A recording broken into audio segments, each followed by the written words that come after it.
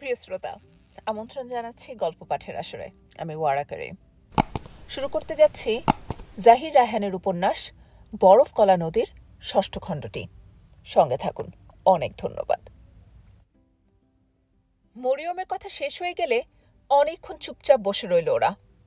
পাখাটা ঘুরছে মাথার উপরে। ঘরের মধ্যে শুধু তার বন বন শব্দ। কারো দিকে কেউ তাকালো না ওরা। কি এক নির্বিকার নীরবতায় দুজনে ডুবে গেল।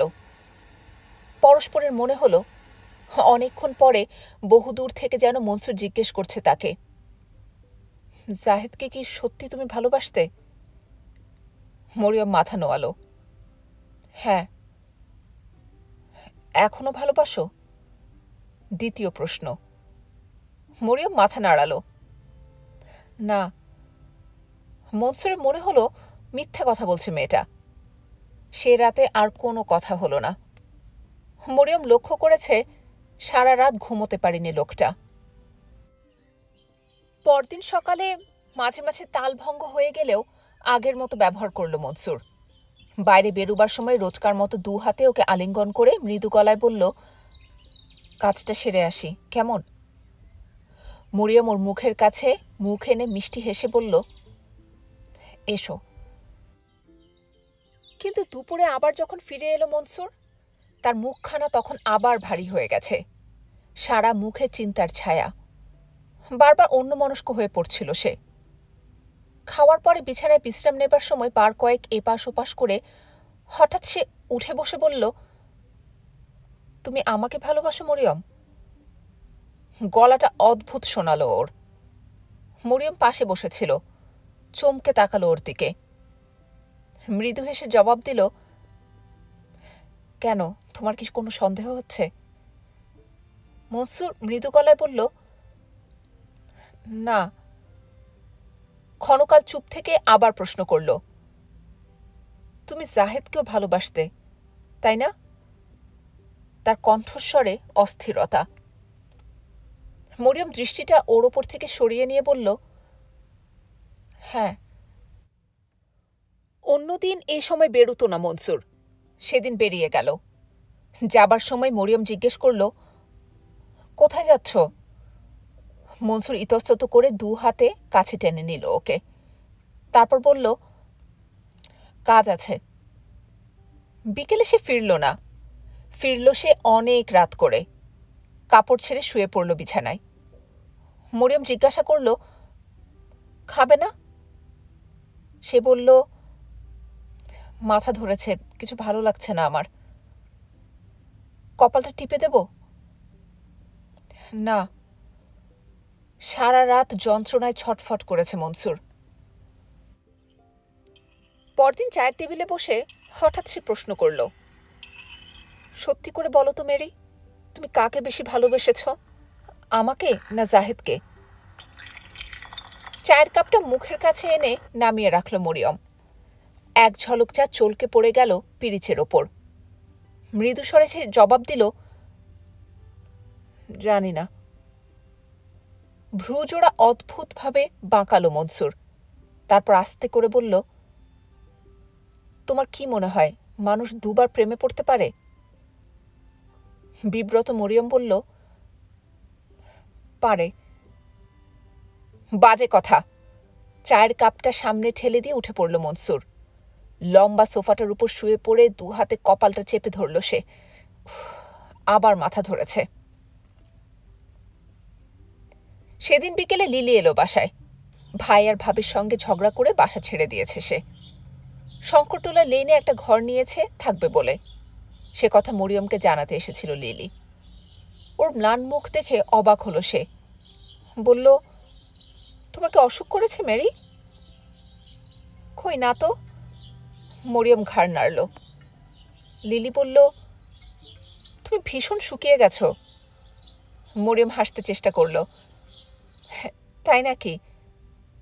লিলি বলল, হ্যাঁ। সেদিন অনেকক্ষণ দুজনে গল্প করেছিল ওরা। বাইরের ছোট্ট লনটিতে দুটো বেতের চেয়ার বের করে মুখোমুখি বসেছিল। লিলি বলল, হাসিনা এসেছিল? মরিয়ম বলল, মাঝখানে দিন চারেক সে থেকে গেছে এখানে, তারপর আর আসেনি। আর কেউ আসে না? বাবা এসেছিলেন একদিন, খোকন আসে মাঝে মাঝে। তোমার দাদা? না। বলতে গিয়ে একটা ছোট্ট দীর্ঘশ্বাস পড়ল তার। মাহমুদ যে আসবে না সেটা জানত মরিয়ম। ধীরে ধীরে সন্ধ্যা ঘনিয়ে আসছিল। আকাশে তারারা জ্বলে উঠেছিল একে একে। স্নিগ্ধ বাতাস বইছে সবুজ লনের ওপর দিয়ে। অন্ধকারে ওরা নিজেকে আর সংবরণ করে রাখতে পারল না। দিন কয়েক ধরে যা ঘটেছে সে সব খুলে বলল লিলিকে। শুনে লিলি মন্তব্য করল, তুমি এত বোকা তা তো আমি জানতাম না মেরি। মরিয়ম শুধালো, কেন? লিলি বলল, সব কিছু এভাবে ওকে খুলে বলতে গেলে কেন? মরিয়ম বলল, মিথ্যে তো বলিনি। লিলি হাসল, অত সত্যবাদী হতে নেই মেরি, এ সমাজে বাঁচতে হলে মিথ্যের মুখোশ পরে চলতে হয়। মরিয়ম অবাক হয়ে বলল, কেন? কেন তা টের পাবে, ধীরে ধীরে জবাব দিল লিলি। ক্ষণকাল চুপ থেকে মরিয়ম বলল, মানুষ কি দুবার প্রেমে পড়তে পারে না? একজনকে হারিয়ে শিখে অন্য আরেকজনকে ভালোবাসতে পারে না? পারে, দুবার কেন 10 বার পারে। লিলি বলল, কিন্তু সেটা কেউ স্বীকার করে না। যেমন আমার কথাই ধরো না, তুমি তো জানো 2টি ছেলেকে ভালোবাসি আমি। এক ছিল খুব ভালো অভিনেতা, আরেকজন ছিল গায়ক। সেসব অতীতের কথা। তাই বলে ভবিষ্যতে আমি কাউকে ভালোবাসবো না তা তো নয়। হয়তো ভালোবাসবো, কিন্তু ওদের কারো কথা আমি তাকে বলবো না। অন্ধকারে শব্দ করে হেসে দিল মরিয়ম।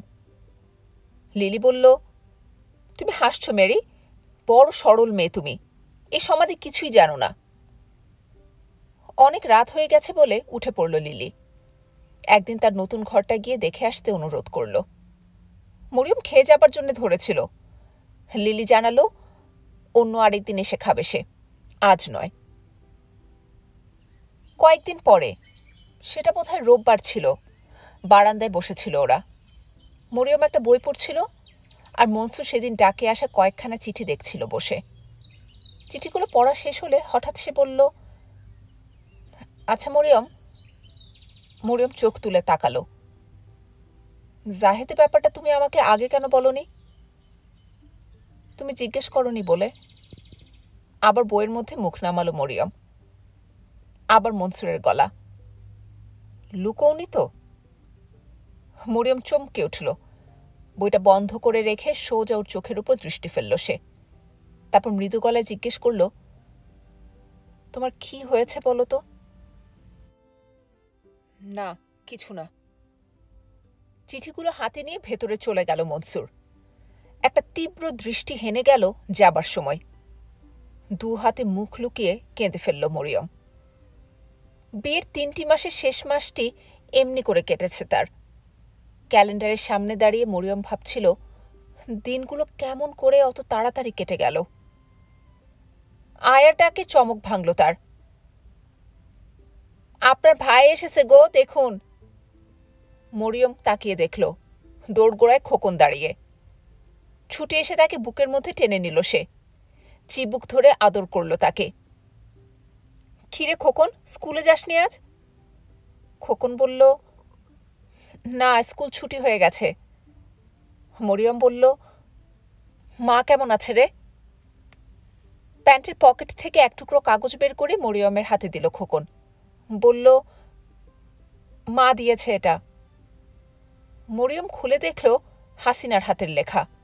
10টা টাকা চেয়ে পাঠিয়েছেন মা, বড় দরকার। চিঠিটা পড়ে ব্লাউজের মধ্যে রেখে দিল সে। দুপুরে খেয়ে যাবে তুমি, এখন বসো। তোমার দুলাভাই আসুক, তার কাছ থেকে টাকা এনে দেব। বসে বসে খোকনকে অনেকক্ষণ এটা সেটা জিজ্ঞেস করল মরিয়ম। দুলু কি তার কথা বলে? হাসিনা কেমন আছে? আর ভাইয়া? বাবার শরীর ভালো তো? তসলিম কি এখনো হাসিনাকে ছবি তোলা শেখায়? কাল রাতে কি রান্না হয়েছিল ওদের? সকালে কি নাস্তা করেছে সে? খোকনকে কাছে পেয়ে বড় ভালো লাগছিল মরিয়মের। দুপুরে মনসুর ফিরে এলে বলল, 10টা টাকা দিতে পারো? মনসুর ভ্রু কুঁচকে জিজ্ঞেস করল, কেন বলো তো? মরিয়ম কোনো জবাব দেবার আগেই খোকনের দিকে চোখ পড়ল তার। ওর দিকে এক পলক তাকিয়ে সে আবার বলল, তোমার বাপের বাড়ি থেকে টাকা চেয়ে পাঠিয়েছে বুঝি? ওর কথা বলার ধরন দেখে ক্ষুণ্ণ হলো মরিয়ম। ইতস্তত করে বলল, ধার চেয়েছেন, মাস এলে শোধ করে দেবেন। ওসব ন্যাকামো করো না তো। এই 3 মাসে কম টাকা নেয়নি ওরা, 1 পয়সা শোধ দিয়েছে। বলতে বলতে পকেট থেকে ব্যাগটা হাতে নিয়ে একখানা 10 টাকার নোট বের করল সে। তারপর নোটখানা ওর দিকে বাড়িয়ে ধরে আবার বলল, 10টা টাকা চেয়ে পাঠিয়েছে এটা বললেই তো হয়, নাও। তার কণ্ঠে তাচ্ছিল্যের সুর। নোটখানা হাত থেকে উড়ে মাটিতে পড়ে গেল।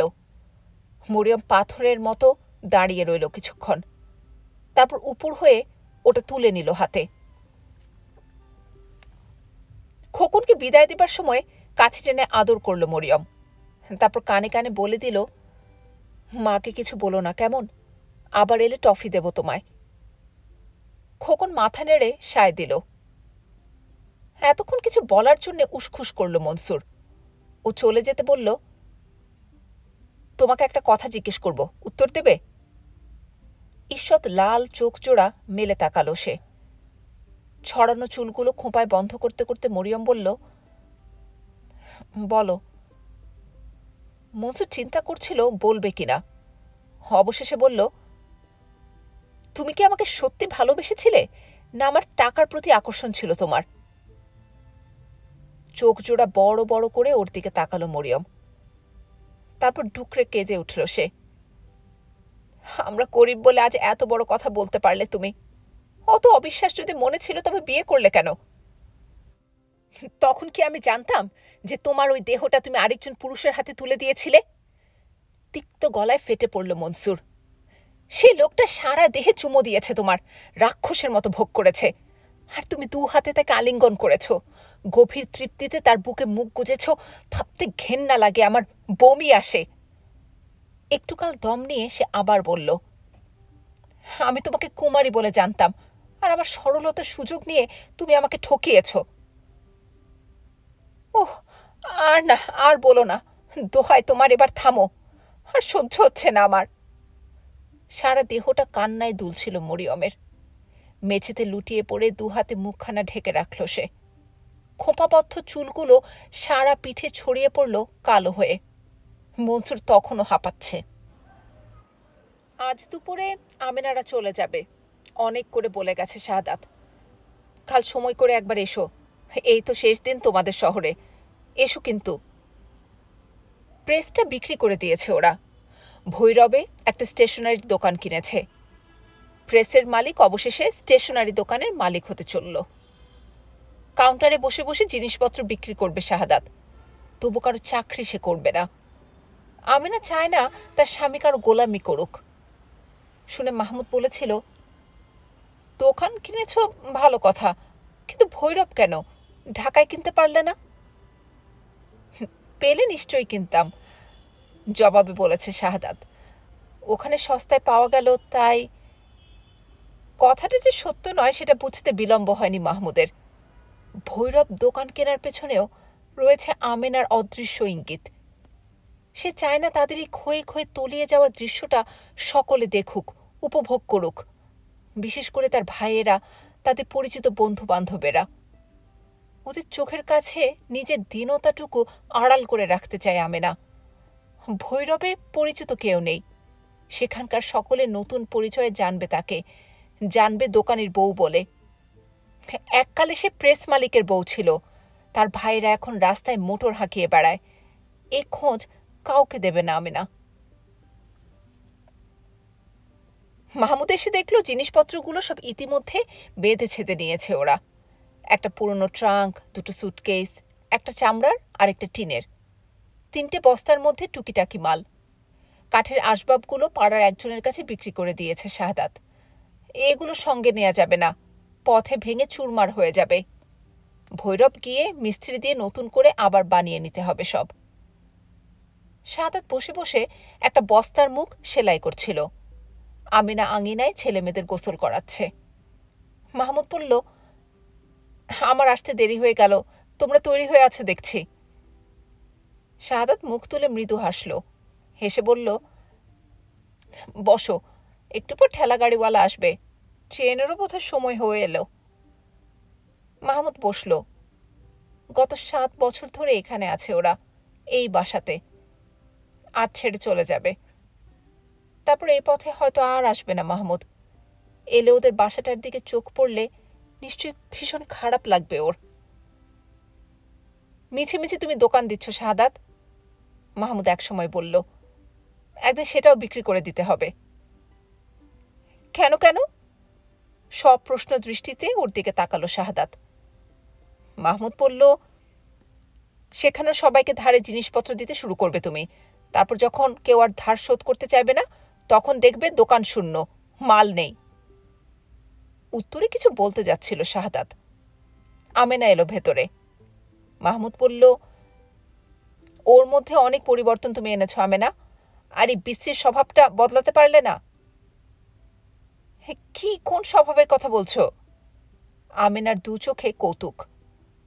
মাহমুদ বলল, লোককেও বিশ্বাস করে, বড় বেশি ধার দেয়। আমেনা কোনো উত্তর দেবার আগে শব্দ করে হেসে উঠল শাহাদাত। বস্তার মুখটা ভালোভাবে বন্ধ করে দিয়ে উঠে দাঁড়িয়ে ও বলল, কার কাছে অভিযোগ করছো মাহমুদ? এই স্বভাবটা আমার ওর কাছ থেকে পাওয়া। আমেনা ততক্ষণে আবার বাইরে বেরিয়ে গেছে। মাহমুদ ধীরে ধীরে বলল, স্বভাবটা জারি হোক, নিশ্চয়ই এটা খুব ভালো স্বভাব নয়। দুনিয়াটা হলো কতগুলো স্বার্থপরের আড্ডাখানা। অন্যকে দিয়ে নিঃশেষ হয়ে যেতে পারো তুমি, কিন্তু প্রয়োজনে কারো কাছ থেকে একটা কানা করেও পাবে না। ম্লান হাসল শাহাদাত। তারপর গম্ভীর হয়ে বলল, তোমার উক্তির সত্যতা নিয়ে আমি তর্ক করতে চাই না মাহমুদ। দুনিয়াটা কতগুলো স্বার্থপরের আড্ডাখানা, এ কথা আমি পুরোপুরি বিশ্বাস করতে রাজি নই। আজ এই বিদায়ের মুহূর্তে আর 5টা কাঁচ ফেলে এই যে তুমি এখানে এসেছ, এর পেছনে কোনো স্বার্থ আছে বলতে চাও? নেই, জানি, জানি বলেই তো এখনো বেঁচে আছি, নইলে।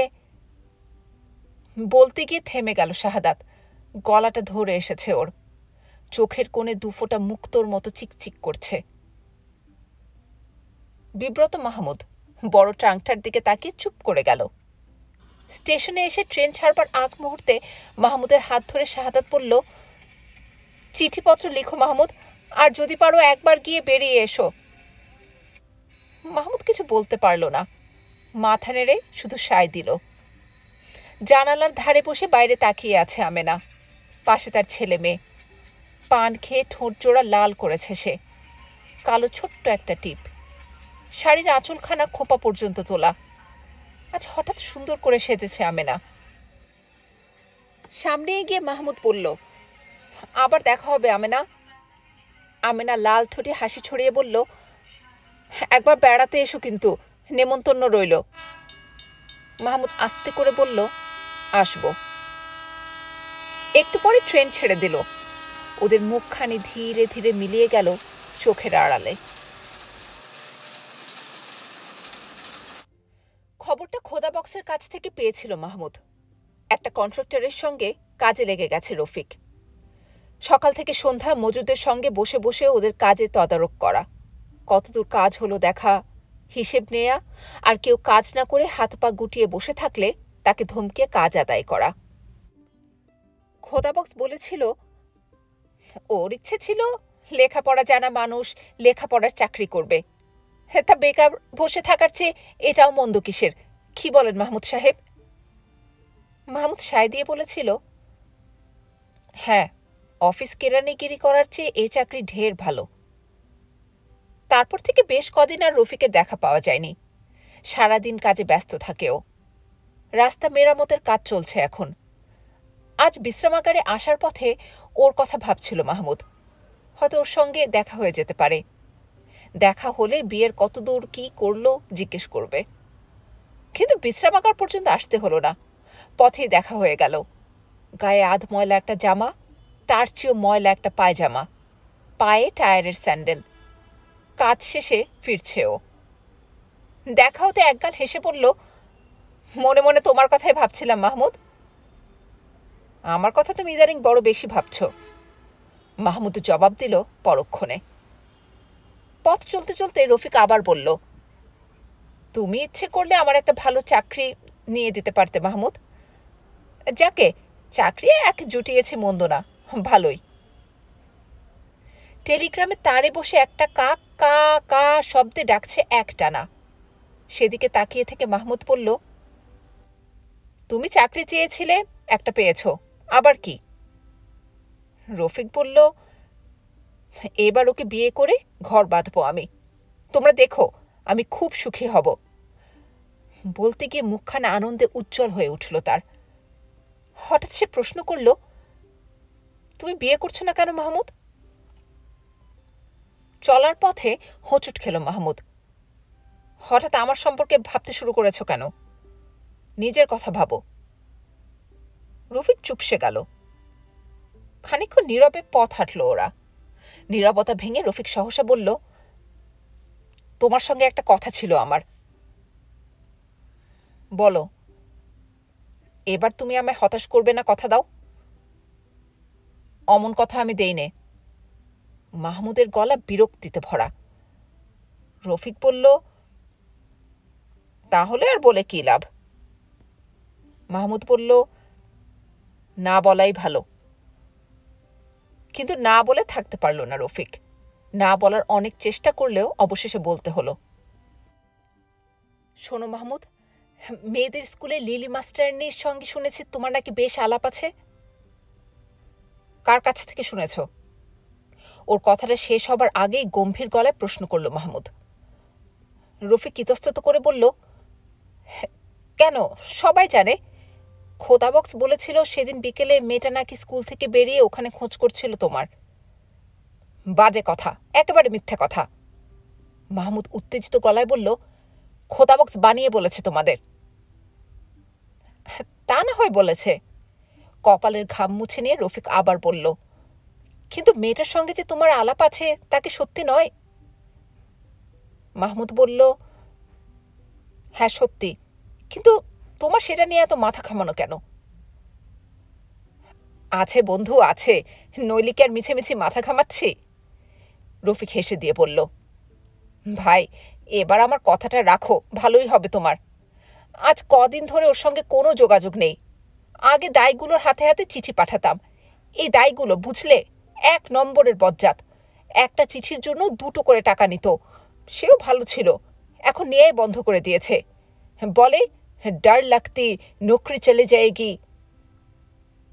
মাহমুদ বাধা দিয়ে বলল, ওসব শুনে কি হবে আবার? আমার কিছু করার থাকলে তাই বলো। তাই তো বলছি মাহমুদ, তুমি বন্ধু, বন্ধুর দুঃখ বুঝবে। সলজ্জ সংকোচের সঙ্গে রফিক বলল, তোমার সেই লিলি মাস্টারের হাতে যদি আমাদের চিঠিপত্রগুলো। কথাটা শেষ করতে পারল না রফিক। মাহমুদের মুখের দিকে তাকিয়ে চুপ করে গেল সে। কে যেন আলকাতরা লেপে দিয়েছে ওর চোখে মুখে। একটু পরে মৃদু গলায় সে বলল, ওসব ইয়ার্কি আমার ভালো লাগে না, বুঝলে। রফিক কাতর গলায় বলল, তোমার কি আমার জন্যে এতটুকু অনুভূতিও নেই মাহমুদ? মাহমুদ জবাব দিল, না। রফিক বলল, এই বুঝি তোমার বন্ধুত্ব? মাহমুদ বলল, হ্যাঁ। ততক্ষণে তারা বিশ্রামাগারের চৌকাঠে এসে পা দিয়েছে। আকাশ কালো করে বৃষ্টি নামবার আগে শঙ্করটোলা লেনে লিলির নতুন বাসাটা খুঁজে বের করল মরিয়ম। ওকে বাসায় পাওয়া যাবে কিনা ভাবছিল সে। এসে দেখল সবে বাইরে থেকে ফিরেছে লিলি। মুখ হাত ধুয়ে স্টোভে আগুন জ্বালাচ্ছে। ওকে দেখে কেতলিতে আরেক কাপ আন্দাজ পানি ঢেলে স্টোভের উপর চড়িয়ে দিল লিলি। বাইরে তখন বৃষ্টি নেমেছে। লিলি বলল, ঠিক সময়ে এসে পৌঁছে গেলে তুমি, নইলে ভিজতে হতো। মরিয়ম বলল, আরও আগে এসে পৌঁছতাম, তোমার ঠিকানাটা খুঁজে বের করতে দেরি হয়ে গেছে। তাকের ওপর থেকে চায়ের কৌটোটা নামিয়ে এনে লিলি বলল, হে, একটু আগে তোমার কথা ভাবছিলাম আমি। ভাবছিলাম কাল সকালে তোমার ওখানে যাব। ওকে চুপ থাকতে দেখে লিলি আবার বলল, আজ দুপুরে তোমার দাদার সঙ্গে দেখা হয়েছিল রাস্তায়। তাই নাকি? অন্যমনস্ক গলায় বলল মরিয়ম। লিলি বলল, হ্যাঁ, তোমার কথা জিজ্ঞেস করছিলেন তিনি। একটা দীর্ঘশ্বাস ছেড়ে নীরবে জ্বলন্ত স্টোভটার দিকে তাকিয়ে রইল মরিয়ম। কেতলির ঢাকনাটা তুলে এক মুঠো চায়ের পাতা ঢেলে দিয়ে লিলি আবার বলল, তোমার কি খবর? সহসা কোনো জবাব দিল না মরিয়ম। লিলি উঠে দাঁড়িয়ে সস্নেহে একখানা হাত রাখল ওর কাঁধের ওপর। ও কি এখনো আগের মতো ব্যবহার করছে? তবু কিছু বলল না মরিয়ম। ডাগর চোখ জোড়া ধীরে ধীরে জলে ভরে এলো তার। কান্না চেপে মৃদু গলায় বলল, আগের মতো হলে ভালোই ছিল লিলি। আজকাল সে কি আর মানুষ আছে? অমানুষ হয়ে গেছে। বলতে গিয়ে চোখ উপচে অশ্রু গড়িয়ে পড়ল তার। ও কি, কাঁদছ কেন? হাত ধরে বিছানায় এনে বসালো তাকে লিলি। কেঁদে কি হবে? জানি কেঁদে কিছু হবে না, মরিয়ম ধীরে ধীরে বলল। জীবনটা আমার এমন হলো কেন লিলি? এমনটি হোক তা তো আমি চাইনি কোনোদিন। নিজ হাতে তুমি নিজের সুখ নষ্ট করেছ মেরি। কিছু বলতে গিয়ে থেমে গেল লিলি। মরিয়ম নীরবে মাটির দিকে চেয়ে রইল কিছুক্ষণ, তারপর বলল, গত দুদিন সে বাসায় আসেনি। ওর কণ্ঠস্বরে হতাশা। লিলি ওর মুখের দিকে চেয়ে শুধালো, একেবারেই আসেনি? মরিয়ম সংক্ষেপে বলল, না। স্টোভের ওপর থেকে কেতলি নামিয়ে নিয়ে আগুনটা নিভিয়ে দিল লিলি। তারপর তাকের ওপর থেকে দুটো চায়ের পেয়ালা আর চিনির কৌটোটা মেঝেতে নামিয়ে রাখল সে। মরিয়ম বলল, আমি চা খাবো না লিলি। লিলি অবাক হয়ে শুধালো, কেন? খানিকক্ষণ কি যেন ভাবল মরিয়ম, তারপর ম্লান গলায় বলল,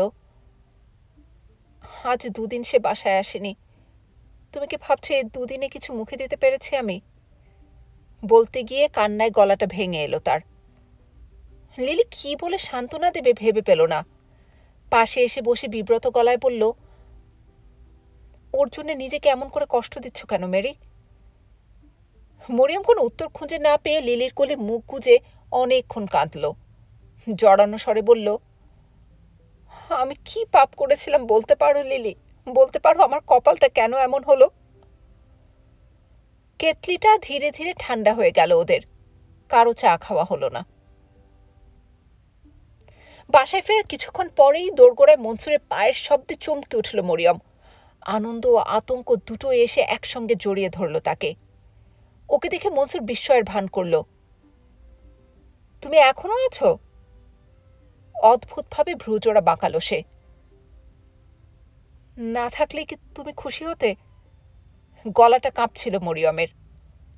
ঘরের মাঝখানে টি পয়টার চারপাশে সাজানো সোফার উপর বসে অকম্পিত স্বরে মনসুর জবাব দিল, এই সহজ কথাটা কি আর বোঝো না তুমি? ওর প্রতিটি কথা তীরের ফলার মতো এসে বিঁধল তার বুকে। ওর মুখের উপর জোর করে দৃষ্টি সরিয়ে নিল মরিয়ম। যে মুখে অত বড় উচ্চারণ করেছে মনসুর, সে মুখের দিকে একটিবারও আর ফিরে তাকাবে না সে। তবু তাকাতে হলো। তবু ওর পাশে এসে দাঁড়ালো মরিয়ম। হাঁটু গেড়ে বসে আশ্চর্য কোমল গলায় শুধালো, আমি চলে গেলে সত্যি খুশি হবে? মনসুর উঠে দাঁড়িয়ে অন্য সোফায় গিয়ে বসল। তারপর জুতোর ফিতে খুলতে খুলতে বিকৃত কণ্ঠে বলল, সত্যি তোমার লজ্জা শরম বলতে কিছু নেই? অকস্মাৎ কোনো জবাব দিতে পারল না মরিয়ম। সারা মুখ আরো ম্লান হয়ে এলো তার।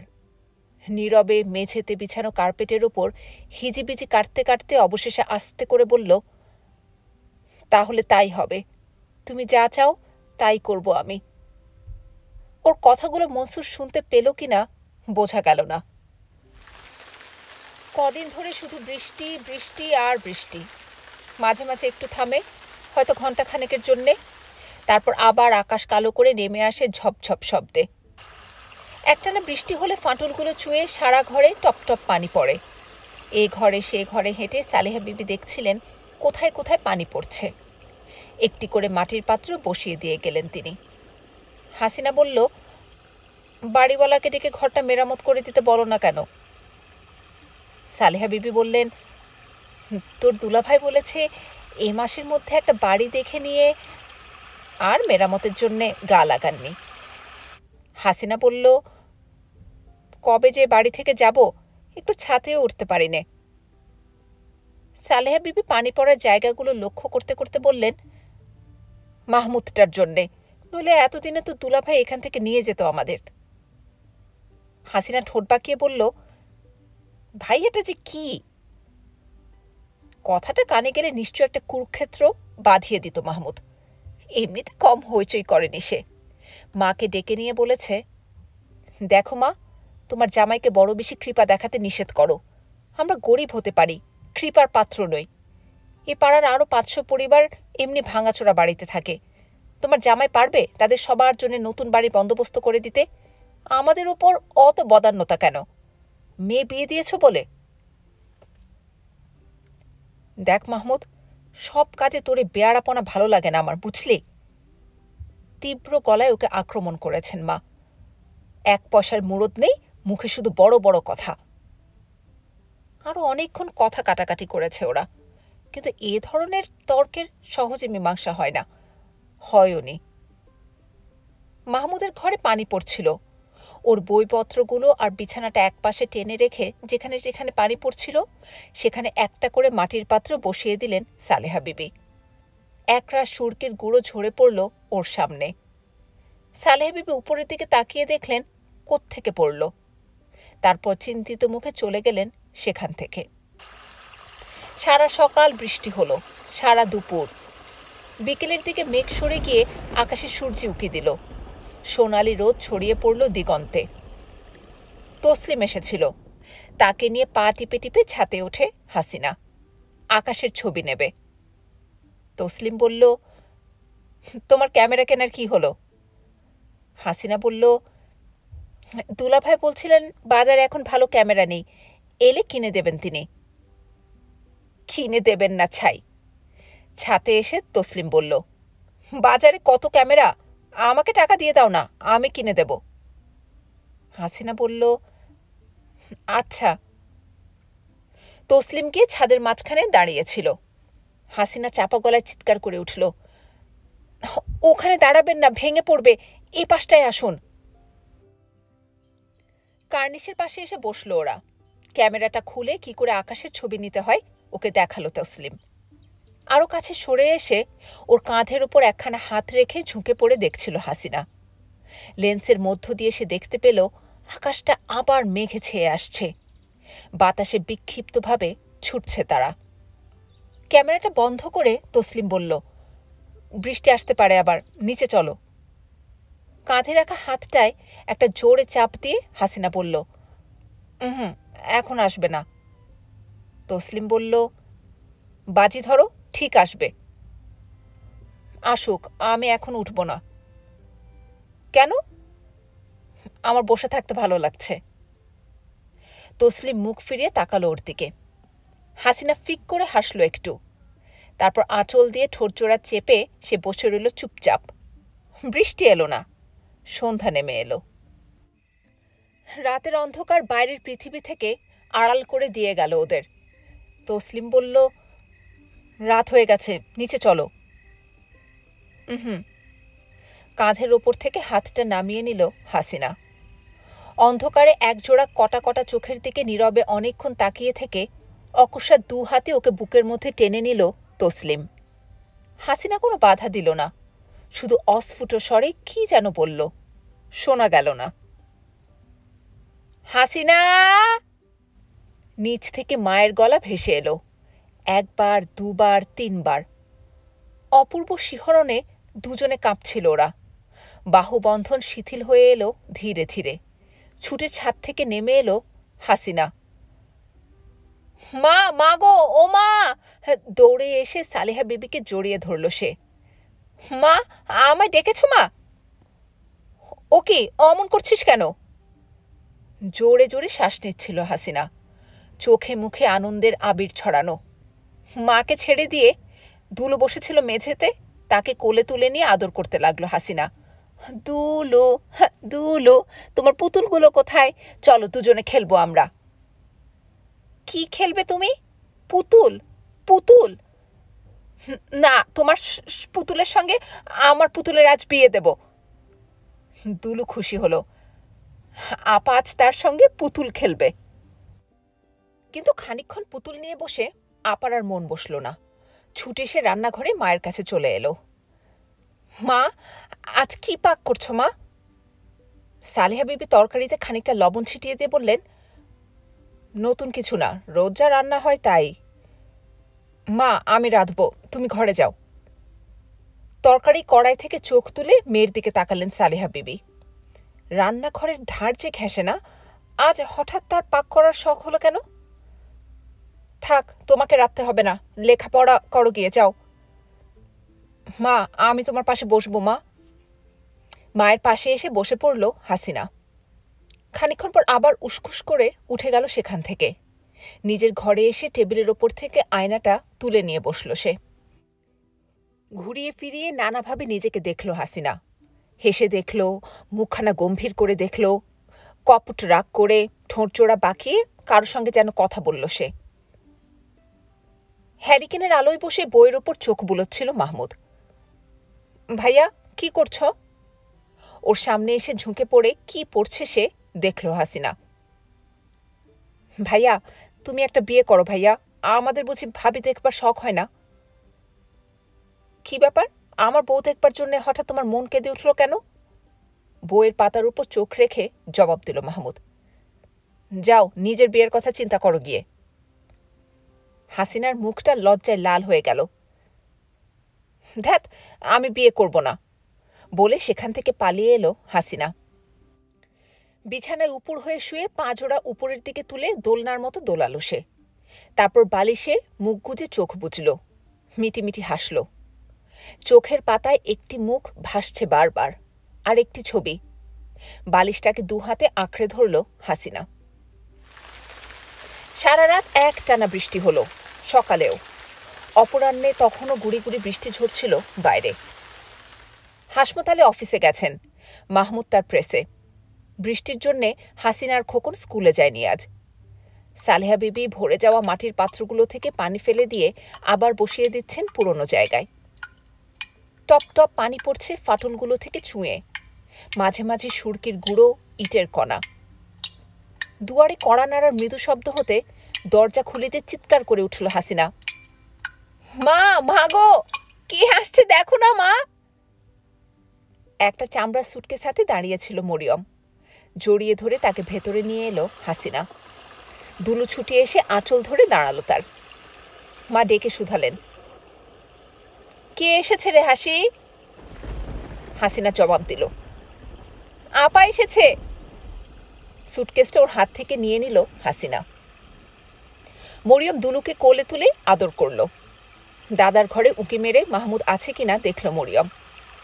হাসিনা বলল, সেই ভোরে বেরিয়ে গেছে। মায়ের খাটের উপর এসে বসল মরিয়ম। চারপাশে তাকিয়ে বলল, ইস, ভীষণ পানি পড়ছে তো। খিরে, তুই একা এলি, জামাই আসেনি?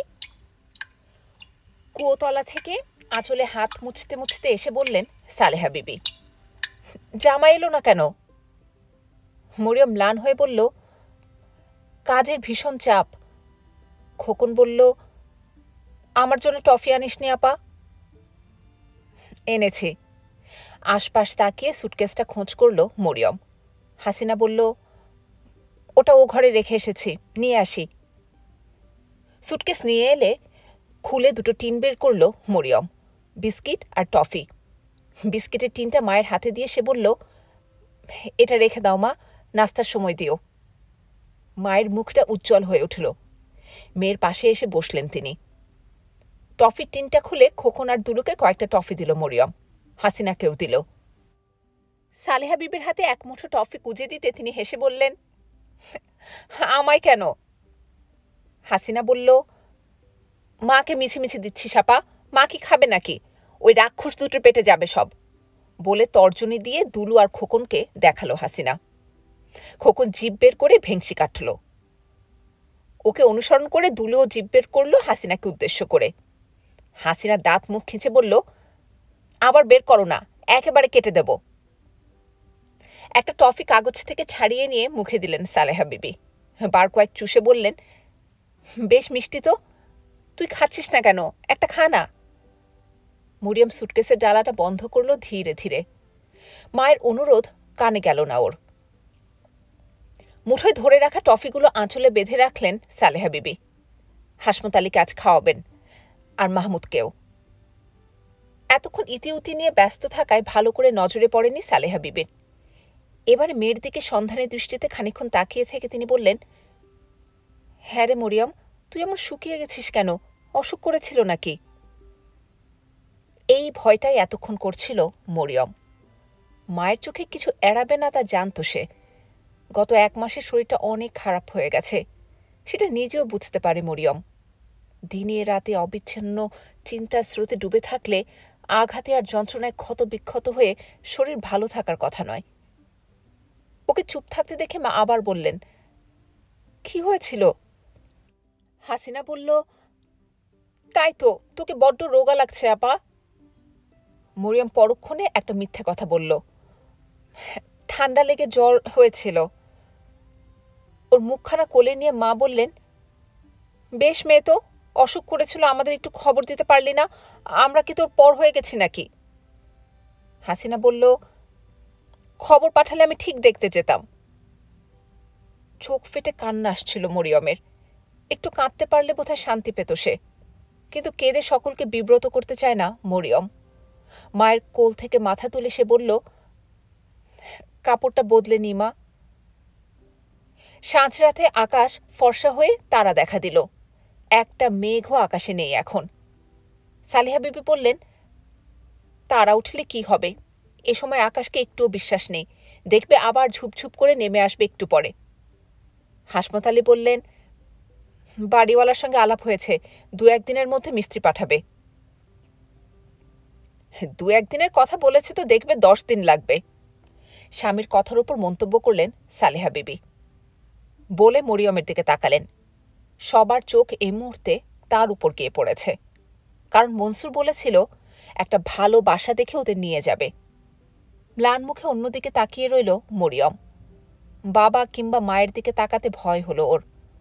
যদি তারা সে ব্যাপারে কোনো প্রশ্ন করে, তাহলে এখন কোনো জবাব দিতে পারবে না সে। মনসুর যে অনেক বদলে গেছে সে খবর তো কারো জানা নেই। একটু পরে সেখান থেকে উঠে হাসিনার কামরায় চলে এলো মরিয়ম। হ্যাঁ রে হাসি, তসলিম এসেছিল না চলে গেছে? কি একটা কাগজ নিয়ে নাড়াচাড়া করছিল হাসিনা। ও আসতে কাগজ লুকিয়ে ফেলে সে বলল, হ্যাঁ চলে গেছে। ওটা কি রে? না কিছু না। মেঝেতে মাদুর বিছিয়ে বই নিয়ে বসল হাসিনা। ভাইয়ার সঙ্গে দেখা করনি? উনি এসেছেন তো। তাই নাকি? আঁচলটা হাতে নিয়ে নাড়াচাড়া করতে করতে আবার বেরিয়ে গেল মরিয়ম। বিছানায় চিত হয়ে শুয়ে পায়ের উপর পা তুলে নিঃশব্দে সিগারেট টানছিল মাহমুদ। ভাইয়া কেমন আছো? মরিয়ম এসে বসল মেঝের উপর।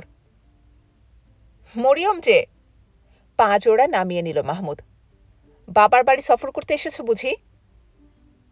মরিয়ম মৃদু গলায় বলল, তুমি তো একটা দিনও গেলে না। বার কয়েক ঘন ঘন সিগারেটে টান দিল মাহমুদ।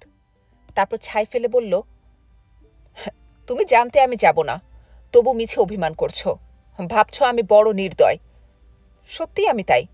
কারো জন্যে আমার কোনো অনুভূতি নেই। বাবা মা ভাই বোন, এই যে কতগুলো শব্দের সৃষ্টি করেছ তোমরা, একটা অর্থহীন সম্পর্ক ছাড়া এর কোনো মূল্য আছে? অন্তত আমার কাছে নেই। সিগারেটে একটা জোর টান দিয়ে ধোঁয়া ছাড়ল মাহমুদ।